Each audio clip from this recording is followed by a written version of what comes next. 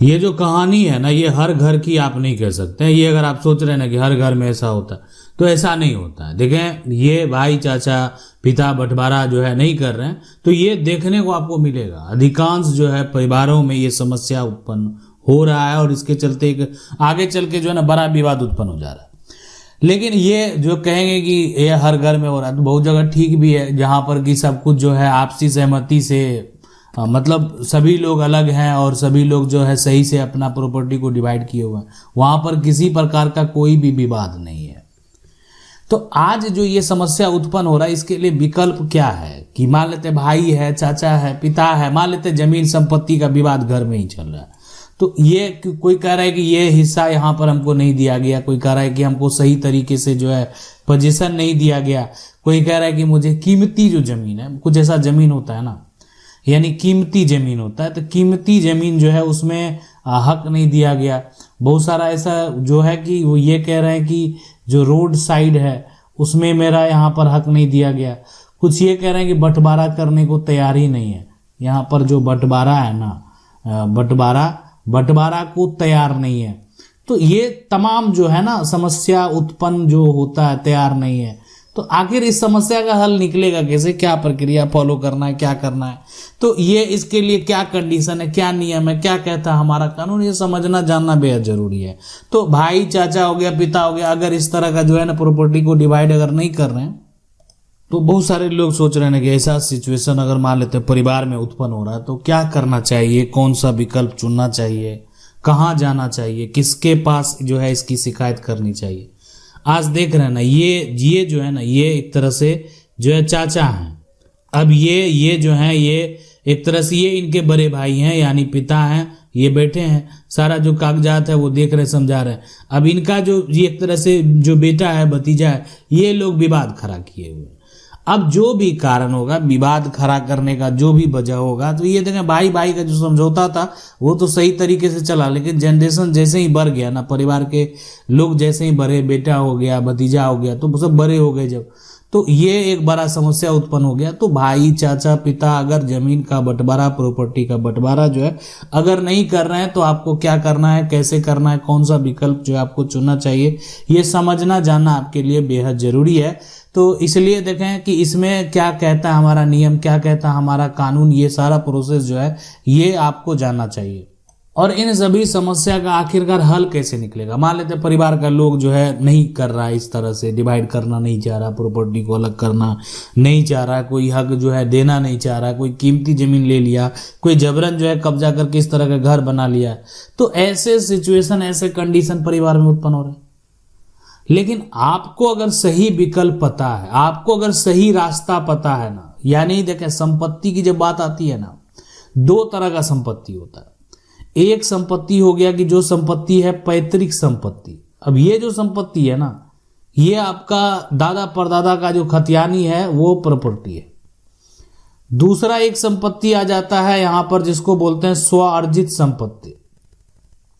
तो ये जो संपत्ति है ना, स्व अर्जित संपत्ति, ये संपत्ति हो गया कि कोई भी व्यक्ति है, घर का मान लेते पिता हो, चाचा हो, उन्होंने अपनी कमाई से जो है किसी दूसरे व्यक्ति से संपत्ति को खरीदा है, मतलब उन्होंने अपनी कमाई से ये सारा प्रॉपर्टी जो है वो बनाया। तो दोनों के लिए नियम कानून अलग अलग है, यानी पैतृक संपत्ति के लिए अलग नियम, स्वार्जित संपत्ति के लिए और जो है ये अलग नियम। लेकिन स्वार्जित संपत्ति के लिए तो समझ लेते हैं, आज जो है अपनी कमाई से अगर आप कुछ भी खरीदते हैं ना, वो आपकी है। जब तक आप जीवित है ना, उस पर कोई दावेदार जो है वो दावा नहीं कर सकता। स्वार्जित संपत्ति का बस यही कहानी है और यही पूरा एक लास्ट जो है मन में आप बैठा लें। किसी की भी स्वार्जित संपत्ति है ना, कोई अगर जमीन का टुकड़ा खरीद लिया, अपने नाम से खरीद लिया, तो उस पर अगर आप सोचते हैं कि बेटा है ना, हम पत्नी हैं तो हम हक ले लेंगे, तो नहीं ले सकते हैं। इसलिए नहीं ले सकते हैं, जब तक वो व्यक्ति जीवित है ना, आपको देना चाहेगा तो ले सकते हैं, नहीं देना चाहेगा तो कुछ भी कर लेंगे, नहीं ले सकते हैं। मतलब आपके मन से ये नहीं चलने वाला। अगर वो व्यक्ति जो है स्वार्जित संपत्ति आपको देना चाह रहा है, तो वो उसकी स्वेच्छा के ऊपर डिपेंड करता है।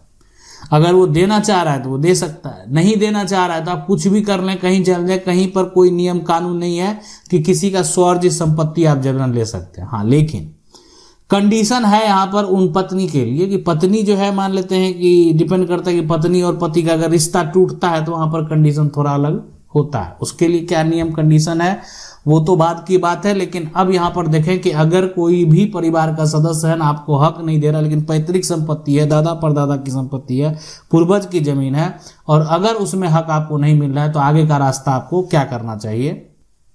और सबसे जो पहला विकल्प आपको देखने को मिलेगा, और ये विकल्प जो है ना सबसे बेहतर विकल्प है, लेकिन सबसे आसान भी है। मतलब यहाँ पर कोई बड़ा जो है भाग दौड़ की जरूरत नहीं होता है, वो होता है फैमिली का जो है ना सेटलमेंट।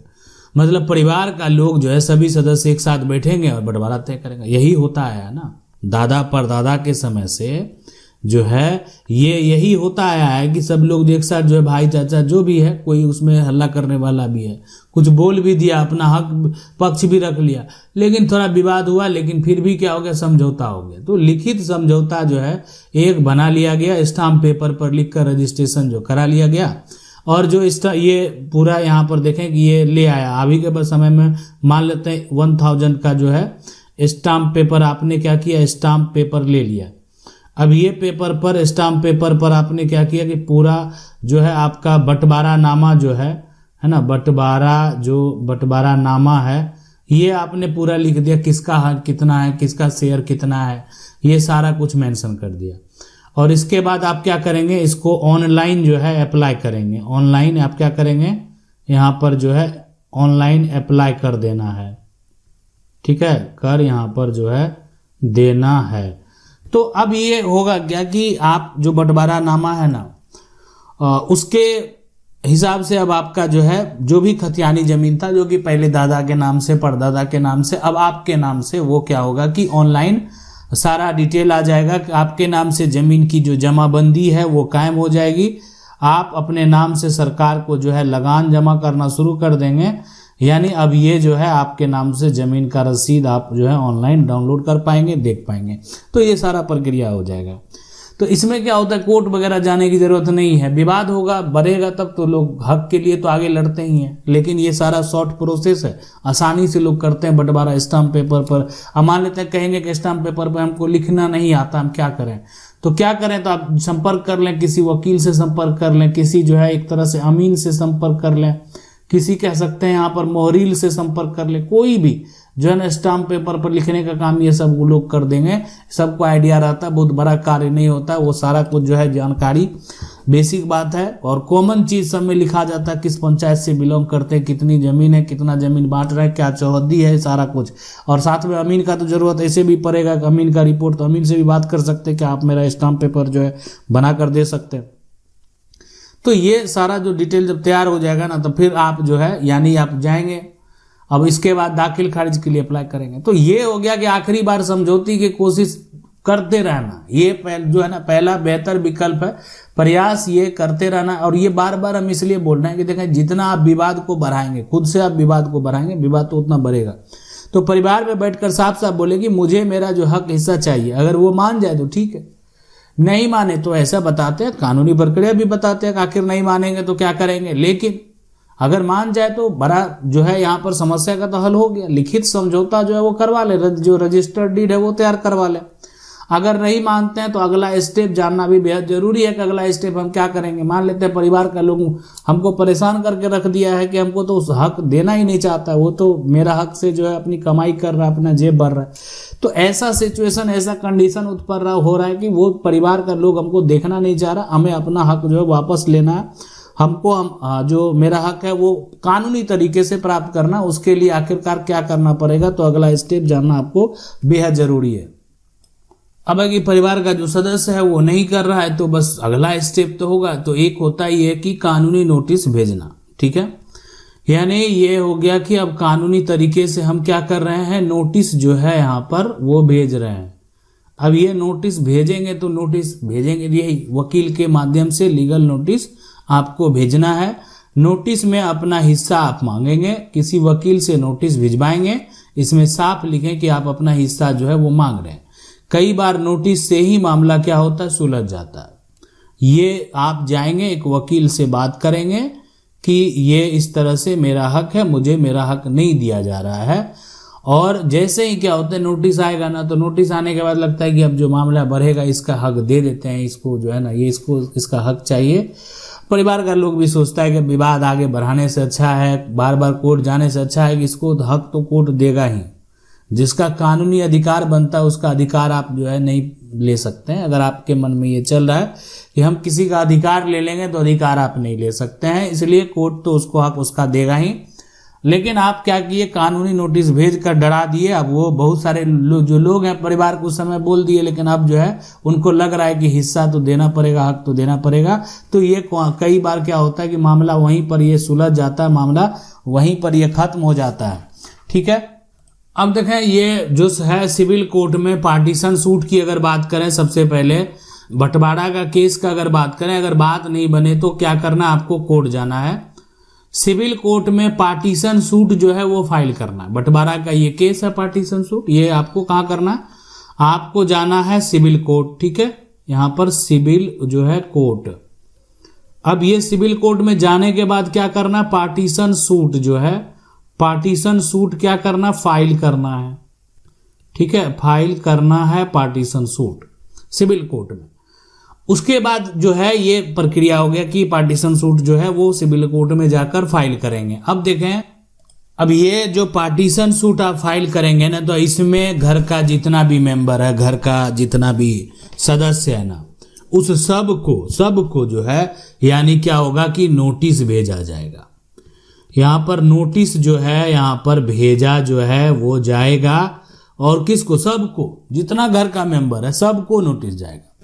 अब है घर का मेंबर सबको जाएगा, ये कौन सा बात हो गया, तो ये जो है ना सबको मतलब हो गया सभी हिस्सेदार को, सभी हिस्सेदार यानी जो हिस्सा लेने वाला है, जो कानूनी अधिकार रखता है उसी को जाएगा। मतलब जिसको कानूनी अधिकार नहीं है उसको नहीं मिलेगा नोटिस। तो सभी हिस्सेदार को जो है यहाँ पर चला गया नोटिस, उसका नाम आपको देना पड़ेगा, वो घर का बेटा हो चाहे घर का बेटी हो। इसलिए आप पार्टीशन सूट फाइल कर रहे हैं। अब जो भी लोग हैं यहाँ पर वो अपना हक लेना चाहते हैं, वो उनको उनका हक मिलेगा। यहाँ पर बहुत सारे लोगों को जो है ना, हिस्सेदारों को नुकसान भी हो जाएगा। अब जैसे नुकसान कैसे होता है ये हम बता देते हैं, और ये समझना भी बेहद जरूरी है, जानना भी बेहद जरूरी उन लोगों के लिए कि जो ऐसा गलती कर देते हैं। नोटिस क्या करता है, मान लेते हैं कि एक यहाँ पर जो यहाँ पर पिता है, पिता का जो है 3 बेटा है। एक का नाम है यहाँ पर प्रमोद, दूसरा का नाम है विनोद, ठीक है, तीसरा का नाम है यहाँ पर राजेश, और इनकी जो बेटी है एक का नाम है यहाँ पर विनीता, और एक का नाम है यहाँ पर जो है संजना। ठीक है, संजना। अब देखें ये यहाँ पर सब तो एक ही पिता का। अब ये अगर आज एक पिता का हक की बात होगी तो आप कितना नोटिस भेजे सभी हिस्सेदार को, तो आपको भेजना पड़ेगा कितना, 5 नोटिस। 5 नोटिस, ठीक है, 5 नोटिस। लेकिन यहाँ पर 5 नोटिस नहीं भेजा जाएगा, 4 नोटिस भेजा जाएगा। इसलिए समस्या किसको है, विनोद को। विनोद को जो है यहाँ पर को हक चाहिए, हक चाहिए। इनको नहीं मिल रहा था हक तो चाहिए, है ना। इनको परिवार जो है अपने जमीन में, अपने मकान में जो है शेयर नहीं दे रहा था। अब कोई कारण होगा, जो भी होगा, यहाँ पर विवाद का वजह वो तो परिवार की बात है, लेकिन इनको इनका हक चाहिए। ये कोर्ट में जाकर पार्टीशन सूट का जो है केस कर दिए। तो ये जो है कोर्ट से 4 नोटिस जो है भेज दिए हैं। एक नोटिस जो है यहाँ पर जो मिला है ये पहला प्रमोद को मिला, और दूसरा जो है राजेश को मिला, तीसरा विनीता कहीं और रहती थी वहां मिला, इसलिए उनका एड्रेस दिया गया, और चौथा जो है यहाँ पर संजना को ये नोटिस मिला हुआ। अब ये 2 जो भाई है प्रमोद और राजेश, इसको भी विनीता और संजना से उतना जो है एक तरह से कह सकते हैं परिवार में जो है लगाव नहीं है, लेकिन विनोद को विनीता और संजना से लगाव है। मतलब क्या होता है कि परिवार में विवाद हुआ ना, जैसे 2 बहन थी तो एक भाई के पक्ष में, विनोद के पक्ष में हो गई। प्रमोद और राजेश जो है घर का थोड़ा हेड था, तो उसके पक्ष में वो दोनों बहन भी नहीं है। अब वो करे बहन हम भी शेयर लेंगे, हम भी हक लेंगे। तो आज ये विवाद का एक वजह हो गया, और ये जो शेयर था इसमें एक भारी नुकसान किसको देखने को मिलेगा, प्रमोद और राजेश को। अब विनोद को भी देखने को मिलेगा, अगर विनीता और संजना जो है अपना हक जो है वो विनोद को नहीं देते हैं, वो अपना अपना हक ले लेते हैं, तो यहाँ नुकसान किसको, विनोद को भी होगा। तो जो भी आपसी सहमति में क्या होता है कि आप जो है उनसे लिखित तौर पर लिखवा लिए, उसके बहुत सारे जो है प्रक्रिया तरीका है कि बहन से हो गया कि एक तरह से एनओसी ले लिया गया कि नहीं, उनको इस संपत्ति से कोई लेना देना नहीं, कोई हक नहीं है, तो ये चीज़ है। लेकिन यहाँ पर ये समस्या तो हो गया। तो पार्टीशन सूट जो है ठीक है, समस्या का हल निकाल देता है, लेकिन समस्या भी उत्पन्न कर देता है। ये नहीं है कि पार्टीशन सूट समस्या का जो है ना पूरा हल निकाल ही देगा। ये समस्या उत्पन्न हुआ, सभी हिस्सेदार को आप नोटिस भेज रहे हैं, तो सभी तो बेटी भी उत्तराधिकारी है परिवार का, नोटिस उसको भी भेजना पड़ेगा। अब कोर्ट तय करेगा किसका हिस्सा कितना है, ये कोर्ट तय करेगा। जमीन मकान का बंटवारा कैसे होगा ये भी कोर्ट तय करेगा कि आखिर ये बंटवारा कोर्ट के द्वारा जो दे दिया गया, एक बार आदेश दे दिया गया, उस आदेश को पालन करना पड़ेगा। नहीं पालन करेंगे, मामला सिविल कोर्ट का है, आगे अपील करेंगे, हाई कोर्ट जाएंगे, सुप्रीम कोर्ट जाएंगे, मामला सुप्रीम कोर्ट तक गया है। आपको जजमेंट बताएंगे भी कि कौन कौन मामला सुप्रीम कोर्ट तक चला गया। अब है कि कुछ इसमें जो हिस्सेदार हैं, 4 जो हिस्सेदार थे, तो जमीन बेचने की कोशिश कर रहे हैं, ठीक है, तो कोर्ट से आप स्टे करवा सकते हैं। देखिए क्या होगा, बेचने से विवाद जो है वो और बढ़ जाता है। 4 नोटिस आप भेजे थे ना, उसमें एक हिस्सेदार क्या करता है, एक हिस्सेदार जो है वो ये जुगाड़ में है कि हम ऐसा करते हैं कि ज़मीन को बेच देते हैं। अब ये जो ज़मीन है मान लेते हैं ये यहाँ पर इतना बड़ा ये रोड साइड में ज़मीन है, यहाँ पर ये जो है ना रोड साइड है। अब ये हिस्सेदार क्या करता है कि ये पूरा जो है ना इस तरीके से जुगाड़ लगा के यहाँ तक बेच दे, मतलब हक जो है सही से आगे से छोड़ता भी नहीं है, ठीक है। और ऐसे करके ज़मीन जो है यहाँ पर ये वाला जो ज़मीन है वो छोड़ देता है, आगे पूरा ये जो है ना पूरा ये कह सकते हैं बेच देता है, यहाँ पर बेच देता है। अब ये इस तरह से छोड़ा गया कि जो ज़मीन है वो तो किसी हिस्सेदार का ज़मीन छूट गया, लेकिन इसका कीमत जो है इसके मुकाबले काफ़ी कम हो गया। तो ये विवाद का वजह, अब खरीदार तो ज़मीन खरीद लिया, तो अब तो खरीदार के ऊपर भी एक्शन लेना पड़ेगा। तो इसलिए ये जो है ना केस अगर आपका चल रहा है, प्रयास करें कोर्ट से क्या करें, स्टे लगवा दें कि अगर इस तरह का कोई कार्य करता है ना तो फिर जो है उसके ऊपर कार्रवाई होगी, और कल को वो ज़मीन ना कब्जा कर पाएगा ना ज़मीन का म्यूटेशन करवा पाएगा। ज़बरदस्ती अगर कब्जा कर रहा है तो पुलिस में शिकायत करेंगे। सिविल केस तो भी जो होता ही है, सिविल केस अगर आपका चल रहा है तो वो डॉक्यूमेंट आपके पास है ही। अब देखें ये है कि अकेले पिता पूरी पैतृक संपत्ति नहीं बेच सकते हैं, ये बहुत सारे लोगों को जानकारी नहीं है, लेकिन हम आपको बता देते हैं और इसको हम डिटेल से भी आपको बताएंगे कि अकेले पिता जो हैं, और ऐसे बहुत सारे लोग हैं जिनका आज ये समस्या है कि उनका जो पिता है ना वो पूरी संपत्ति बेचकर जो है खत्म कर दिए हैं, और उनका जो बेटा है, उनका जो पोता है वो भटक रहा है। तो लेकिन कानून के बारे में अगर पता होता तो खरीदार जो है भी असचेत रहता, पूरी संपत्ति खरीदता ही नहीं। अकेले पिता पूरी पैतृक संपत्ति को नहीं बेच सकते हैं। अब है कि लेकिन बहुत सारे चीज़ों के लिए लिमिटेशन बना हुआ है, और लिमिटेशन बेहद जरूरी भी है कि एक जो समय होता है ना, एक टाइम पीरियड में कोई अगर एक्शन लेना चाहता है हिस्सेदार तो ले सकता है, लेकिन अगर यहाँ पर समय सीमा खत्म हो गया तो हिस्सेदार एक्शन, अब मतलब होता है कि जो काम किया गया ना वो 20 साल बीत गया, 15 साल बीत गया, तो ऐसे सिचुएशन में अगर कोई ये सोच रहा है कि हम अपनी संपत्ति को वापस प्राप्त कर लेंगे तो ये संभव नहीं है। चाचा या भाई भी आपका हिस्सा जो है वो नहीं रोक सकते हैं, ठीक है। अब ये आपका हिस्सा आपको लेने से चाचा हो भाई हो भी आपका हिस्सा जो है वो रोक नहीं पाएंगे कि अब जो है यानी उनके रुकने से आपका हिस्सा कहीं नहीं जाने वाला है। अगर वो गलत कर रहे हैं तो फिर भी जो है वो आपको संपत्ति जो आपका हक बनता है वो आपको वापस जरूर मिलेगा। अगर चुपचाप बैठे रहेंगे तो केस लंबा हो सकता है। मतलब ये होता है कि पार्टीशन सूट का केस कर दिया और चुपचाप घर में बैठे हुए, ना तारीख पे जा रहे हैं, ना किसी प्रकार का कोई भी अपना पक्ष रखने का प्रयास कर रहे हैं, ना वकील से बात कर रहे हैं कि आखिरकार क्या चल रहा है। तो देखें वकील के पास बहुत सारा केस होता है तो वो अपना जो है अलग अलग केस को हैंडल करते रहते हैं जो लोग उनके पास आते हैं। तो इसलिए आप अपना पक्ष जो है वो रखने का प्रयास करें, उनसे बात करें कि आखिर इस यहाँ पर जो सिचुएशन कंडीशन है इसमें आखिर क्या चल रहा है। ये सभी को देखते हुए, सभी कंडीशन को समझते हुए ना ये जानना बेहद जरूरी है। अब देखें धर्म के हिसाब से भी ये नियम कानून अलग अलग है। हिंदू लॉ की अगर बात करें तो देखें ये हिंदू सिख जैन बौद्ध जो है ना इनके लिए मुख्य कानून है हिंदू उत्तराधिकार अधिनियम जो है 1956, और ये 2005 में संशोधन होता है। और ये संशोधन के बाद बेटी जो है ना और बेटा और बेटी को बराबर कर दिया जाता है। हिंदू उत्तराधिकार कानून जो है यानी इसमें बदलाव करने के बाद जो बेटी है और बेटा है, उससे पहले का जो कहानी है वो अलग था, बाद का कहानी अलग हो गया कि बेटा और बेटी को ऐसा करते हैं बराबर कर देते हैं। हक जो है ये जन्म से मिलता है, और ये हक जन्म से जो मिलता है यानी किसमें, यहाँ पर पैतृक जो है यहाँ पर संपत्ति में बात होता है। जब पैतृक संपत्ति में ना तो ये हक जो है ये जन्म से मिलता। अब है कि पिता अकेले पूरी पैतृक संपत्ति को बेच नहीं सकता। उदाहरण हो गया कि 4 बच्चा अगर घर में जन्म हो गया ना तो सबका बराबर का हक है। अब अगर यहाँ पर क्या होता है, पैतृक संपत्ति में अगर पिता जीवित है और पिता का यहाँ पर जो है 4 बच्चा है तो ये एक जमीन को अगर जब बांटने जाएंगे ना तो इसमें 5 हिस्सा लग जाएगा, इसलिए कि पिता भी एक हिस्सेदार बन जाएगा।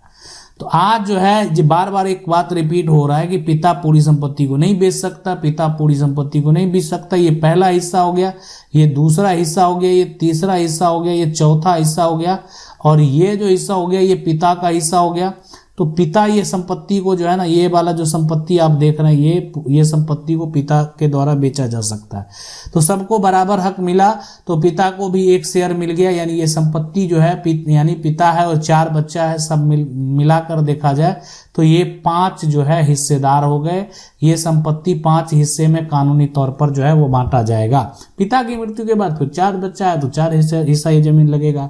तो ये हो गया कि हिंदू, सिख जो है, जैन, बौद्ध की अगर बात करें तो ये कानून जो है उसमें ये फॉलो किया जाता है, बराबर हक जो दिया जाता है। राज्य के द्वारा भी इसको लेकर अगर देखा जाए बहुत सारे राज्य में पैतृक संपत्ति को लेकर, पूर्वज दादा परदादा की संपत्ति को लेकर अलग अलग नियम कानून जो है वो बनाए हुए हैं। मुस्लिम धर्म की अगर बात करेंगे ना तो मुसलमान लोग जो हैं यानी उनका मुस्लिम पर्सनल लॉ कानून है, शरीयत जो है यहाँ पर एप्लीकेशन, ये मुस्लिम पर्सनल लॉ एप्लीकेशन है 1937। जन्म से हक यहाँ पर नहीं मिलता है, हिस्सा मौत के बाद ही मिलेगा। यानी अगर परिवार में जो एक तरह से बड़े लोग हैं जिनके नाम से जमीन है, अगर उनका इंतकाल होता है तब आप हक का दावा करेंगे और बेटे को बेटी से जो है 2 गुना हिस्सा यहाँ पर दिया जाएगा। पत्नी, माता, अन्य रिश्तेदारों को भी जो है ये हिस्सा तय होता है, यानी यहाँ पर सब लोग को जमीन मिलेगा, ये आप तय है। यहाँ पैतृक संपत्ति जैसा जो है कोई कॉन्सेप्ट हिंदू कानून जैसा नहीं होता है। यहाँ पर जो है सबको शेयर मिलेगा, सबको हक मिलेगा, किसी को जो है ऐसा नहीं कि जो है हक नहीं मिलेगा। अन्य रिश्तेदारों का भी हिस्सा तय होता है, ये आप समझ लें। घर में बुआ है, जो भी है, फूफी है, सबका जो है, बहन है, बेटी है, सबका, पत्नी है, माता है, सबका हिस्सा तय होगा। तो यहाँ पर सबको हिस्सा मिलेगा। लेकिन यहाँ पर जब बेटा बेटी की बात करेंगे तो ये तो देख सकते हैं कि घर में अगर मान लेते हैं बेटा है तो ये इस तरीके से, एक बेटा एक बेटी है तो इस तरीके से जमीन मिलेगा। ये वाला पार्ट जो है बड़ा, यानी ये हो गया किसको, बेटा को मिल गया, ये जो है बेटी को मिल गया। मतलब हो गया कि जितना बेटा को दिया गया उसका आधा मिलेगा बेटी को, यानी बेटे को बेटी से 2 गुना दिया जाएगा, यानी बेटी को जितना दिया गया ना उसको 2 गुना बेटा को दे दिया जाएगा। तो ये मुस्लिम लॉ है। लेकिन बात करें यहाँ पर समान जो कानून की बात है, बहुत सारे राज्य में ये देखने को मिलता है कि वहाँ पर कानून जो है इस तरीके से राज्य सरकार के द्वारा, यानी राज्य सरकार के द्वारा एक ऐसा कानून जो है लगा दिया गया है जहां पर संपत्ति की अगर बात होती है मैंने सभी का जो कानूनी अधिकार है उसको समान कर दिया गया है। यानी जिस तरीके से जो आपराधिक मुकदमे होते हैं ना उसमें ये नहीं देखा जाता कि किस धर्म का व्यक्ति, अपराध करने वाला जो व्यक्ति है वो अपराधी है, वो एक प्रकार का क्रिमिनल है, उसको धर्म के हिसाब से सजा नहीं मिलता। उसी प्रकार से संपत्ति में भी जो कानूनी एक तरह से रूप है उसमें ऐसा कर दिया गया कि सभी को समान अधिकार मिले, सभी को बराबर हक मिले। तो ये आगे जो है इसके लिए जो संसद में जो है कुछ दिन पहले जो है बिल भी देखने को मिला था, जो है समान नागरिक जो है संहिता, तो वो वहां पर वो अभी जब जिस दिन लागू हो जाएगा तो पूरे देश में बस एक जैसा कानून होगा प्रॉपर्टी को डिवाइड करने का भी। अब देखें ईसाई जो कानून है ना, यहाँ पर ये वही हिंदू वाला जो कानून है यहाँ पर उसी के हिसाब से सारा कुछ है, मुख्य कानून है। संपत्ति का बंटवारा जो है वो मृत्यु के बाद होता है और साथ में पत्नी बच्चे को भी हिस्सा यहाँ पर मिलता है, सभी बच्चे को बराबर का शेयर यहाँ पर जो है ये कानून में हक मिलता है। मैंने सभी जो भी परिवार में बच्चे हैं वो उत्तराधिकारी हैं, सभी को समान अधिकार यहाँ पर जैसे हिंदू में दिया जाता है बेटा बेटी को समान अधिकार, उसी प्रकार से जो है यानी क्रिश्चियन लॉ जो है यहाँ पर भी समान अधिकार बेटा बेटी को दिया जाता है। अब बात करें सिख के लिए तो ध्यान दें सिखों पर अलग से कोई कानून नहीं बल्कि हिंदू कानून ही लागू होता है। इसलिए जो हिंदू का कानून है वो बेटा बेटी के लिए बराबर है, जन्म से हक मिलता है। तो जो हक यहाँ पर ये एक तरीके से देखा जाए पहले वो हिंदू को मिलता था, बस उसी प्रकार से यानी सिख के लिए भी यही नियम कानून यही फॉलो करना यहाँ पर होता है। तो सभी का ये आप देख रहे कि आखिरकार जो संपत्ति है दादा परदादा पूर्वज की संपत्ति है, खतियानी संपत्ति है, जमीन प्रॉपर्टी में पिता मृत्यु के बाद जो संपत्ति में हक, इन सभी में किस प्रकार से शेयर जो है हक जो है वो मिलेगा। अब है कि ये बंटवारा अगर नहीं कर रहे हैं तो क्या विकल्प है, ये भी आपको पता चल गया कैसे कानूनी नोटिस भेजना है, क्या करना है, कैसे जो है आप एक तरीके से अपना दावा पेश कर सकते हैं और किस प्रकार से कानूनी तौर पर आपको हक मिलेगा। और अगर बात करें धर्म के हिसाब से तो धर्म के हिसाब से जो है आपको किस प्रकार से जो है हक मिलता है। अब ये बात करेंगे सुप्रीम कोर्ट का आखिरकार जो फैसला है कि आखिर सुप्रीम कोर्ट ने यानी ये मामला जो है ना, इस तरह का मामला सुप्रीम कोर्ट का फैसला, तो क्या ये मामला जो है वो सुप्रीम कोर्ट तक गया या नहीं गया। यानी विवाद जो होता है ना, आपस में विवाद हो गया तो मामला धीरे धीरे बढ़ते बढ़ते कहाँ चला गया, सुप्रीम कोर्ट तक। तो क्या ऐसा यहाँ पर कोई विवाद है जो कि मामला सुप्रीम कोर्ट तक पहुंच गया। अब देखिए ये विवाद जो है यानी प्रकाश वर्सेस जो है फूलावती का जो विवाद है ये कहाँ पहुंच गया, सुप्रीम कोर्ट तक पहुंच गया। अब ये यानी सुप्रीम कोर्ट में एक फैसला आता है, एक जजमेंट आता है।